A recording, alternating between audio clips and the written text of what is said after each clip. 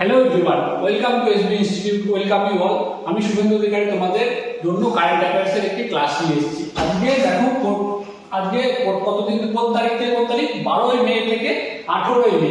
এই যে সপ্তাহটা তোমরা জানো যে আমাদের এসবি ইনস্টিটিউটের ইউটিউব চ্যানেলে কিন্তু উইকলি কারেন্ট অ্যাফেয়ার্স দেওয়া হয়, ঠিক আছে?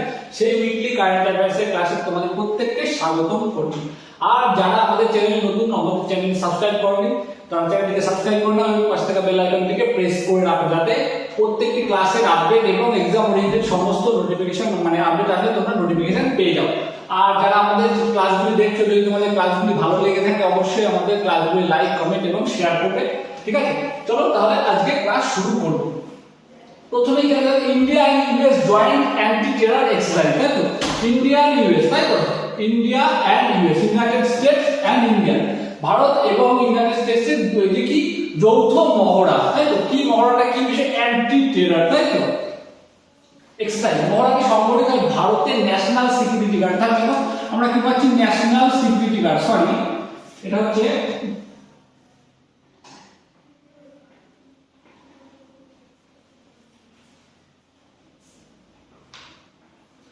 এনএসজি, তাই তো? এই যে ন্যাশনাল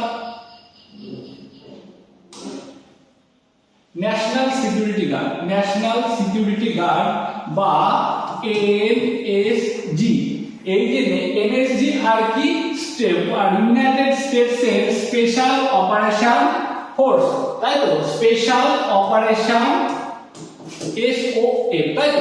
এই যে দুই বাহিনীর যৌথ মহড়াটাই হচ্ছে কি এই যে এক্সারসাইজ তারকাশ, ক্লিয়ার?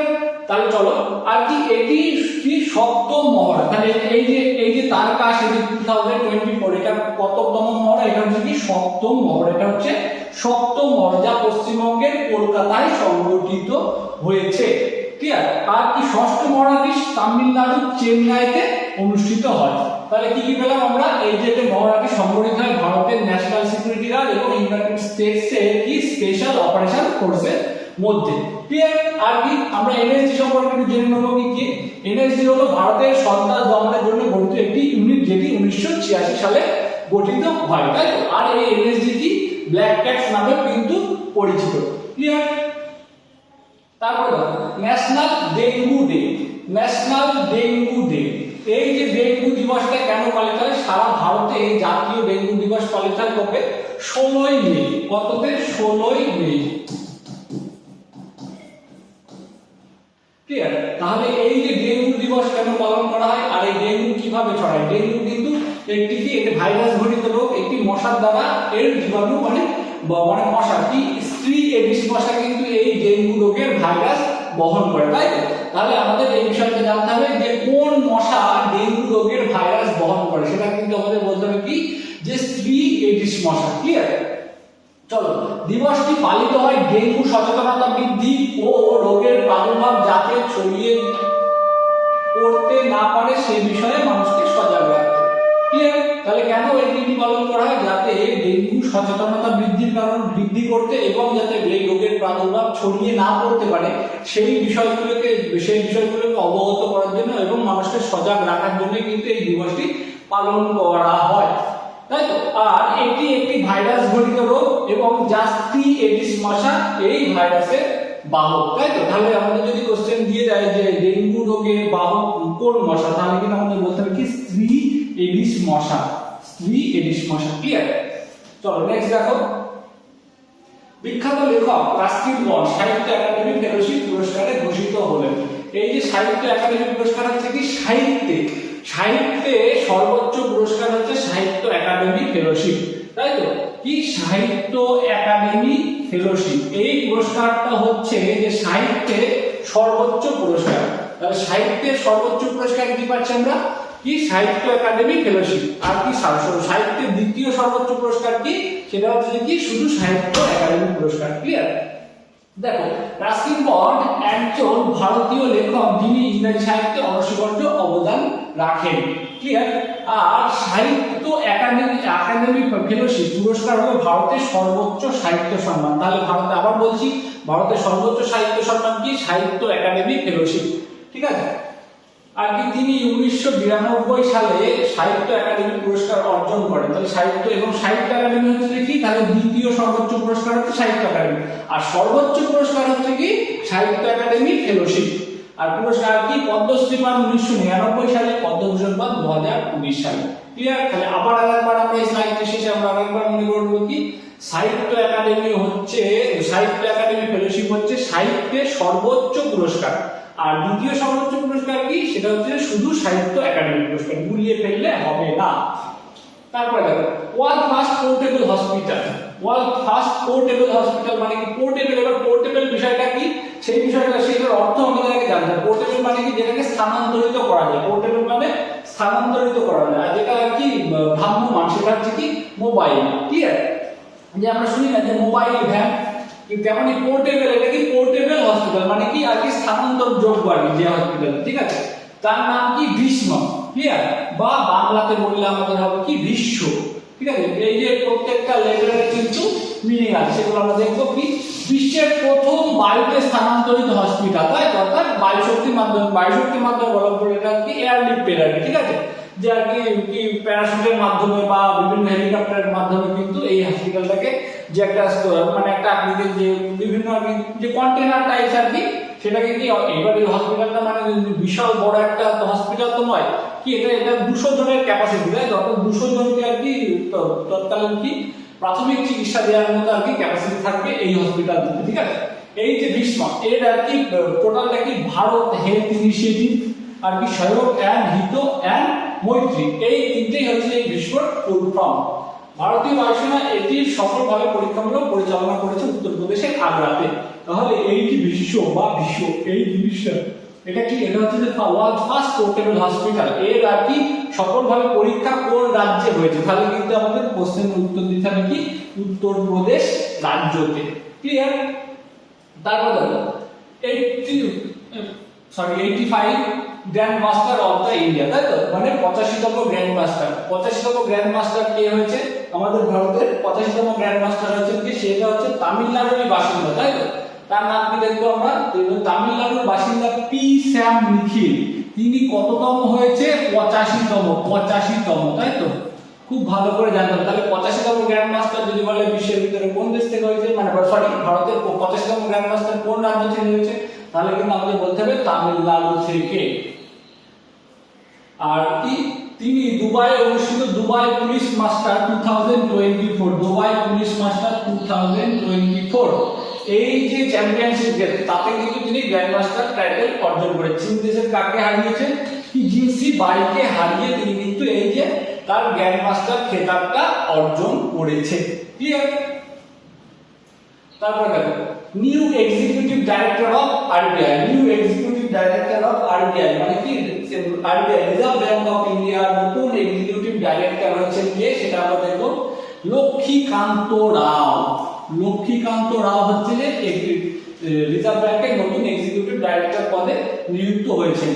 এর পূর্বে তিনি আরবিআই এর চিফ জেনারেল ম্যানেজার পদে ছিলেন। কে ছিলেন? এই যে লক্ষ্মীকান্ত রাও। ক্লিয়ার? আরবিআই হলো ভারতের রাষ্ট্রীয় ব্যাংক, যেটি 1934 সালে।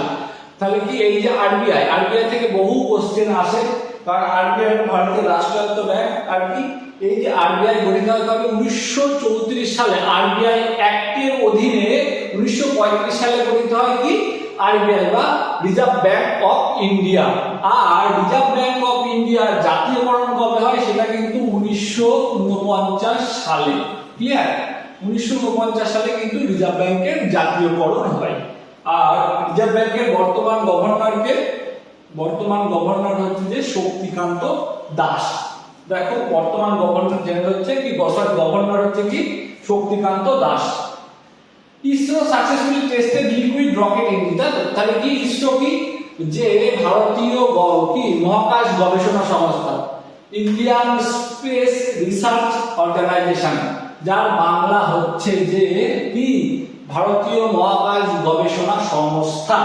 তাহলে দেখো ডিটেইলস আমরা দেখব কি ইন্ডিয়ান স্পেস রিসার্চ অর্গানাইজেশন সফলভাবে তরল চালিত রকেট ইঞ্জিনের পরীক্ষামূলক উৎক্ষেপণ করেছে। কি যেটির নাম AMPS-4 ইঞ্জিন। তাহলে এটার নাম কি? যদি বলে ইসরো কোন মানে যে আর কি রকেট মানে আর কি তরল চালিত রকেটটি আর কি পরীক্ষামূলক উৎক্ষেপণ করেছে তার নাম কি ছিল? তার নাম বলতে হবে আমাদের AMPS-4 ইঞ্জিন। ক্লিয়ার?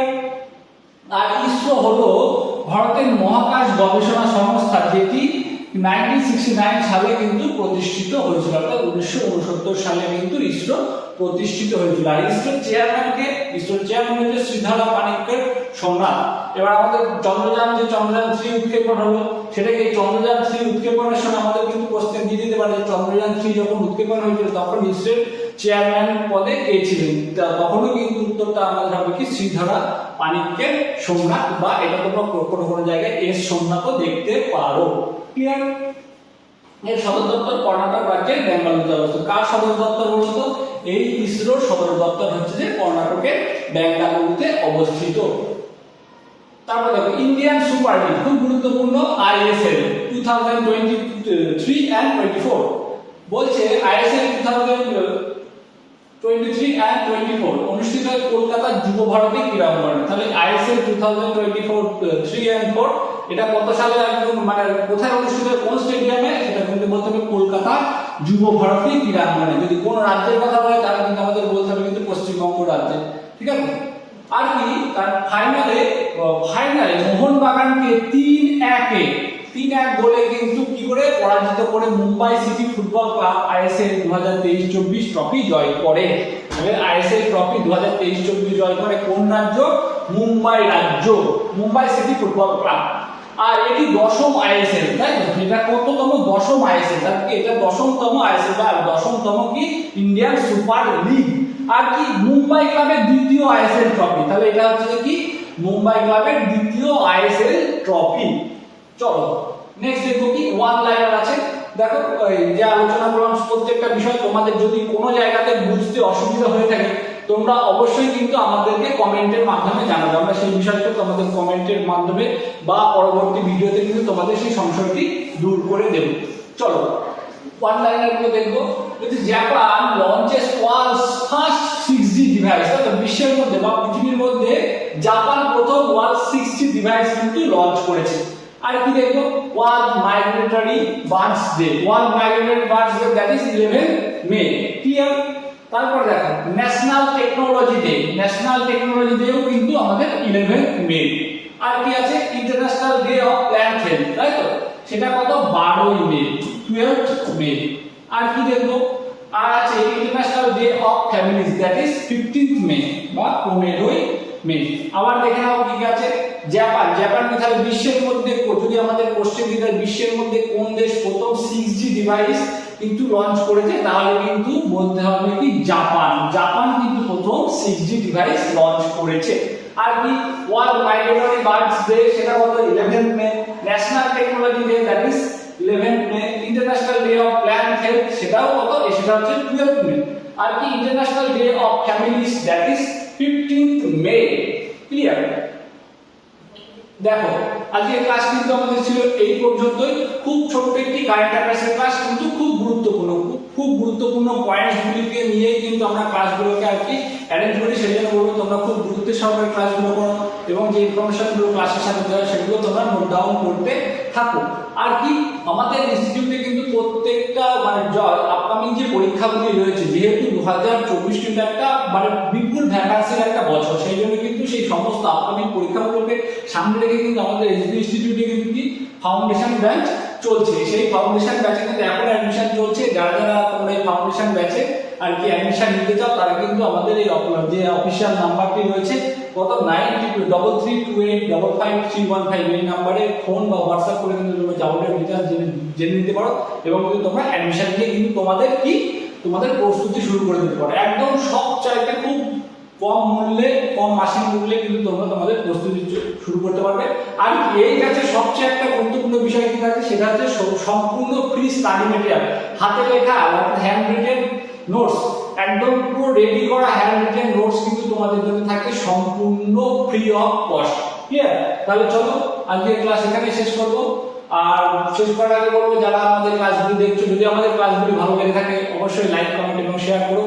আর ভালো লাগবে মানে প্রত্যেকটা ক্লাস তোমরা দেখতে থাকো, একটু সামনে কিন্তু তোমাদের জন্য আরো ভালো ভালো ক্লাস আমরা আনতে চলেছি। তাহলে দেখা হচ্ছে পরবর্তী ক্লাসে। Till then stay focus on your goal. Thank you for watching.